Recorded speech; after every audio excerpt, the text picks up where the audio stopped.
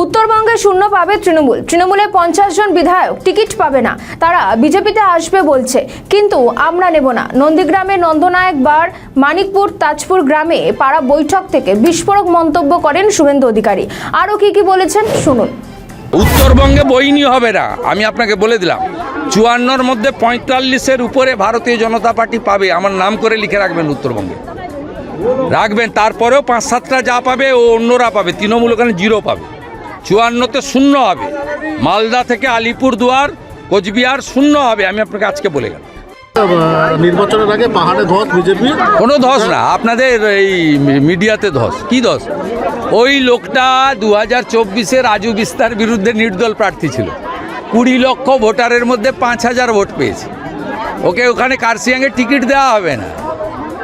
আপনি নেবেন নাকি? তৃণমূলে 50 জন এমএলএ টিকিট পাবে না, তারা আমাদের দলে আসতে চায়, আমরা নেব না দাদা। আমরা দেখে শুনে নিচ্ছি। আমরা দীপাঞ্জন চক্রবর্তীর মতো এক্স এনএসজিকে নিচ্ছি। আর তৃণমূল কংগ্রেস যত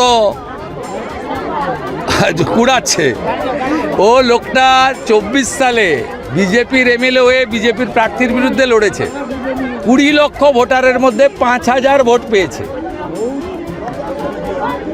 দাদা আজকে আপনি কুড়ান না ঝাঁটিয়ে ঝাঁটিয়ে, কোনো অসুবিধা নেই। দাদা মানিক ভট্টাচার্য।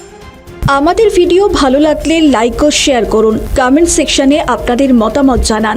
আরও ভিডিও পেতে আমাদের চ্যানেলটিকে সাবস্ক্রাইব করুন এবং প্রতি মুহূর্তে খবরের আপডেট পেতে প্রেস করুন বেল আইকন।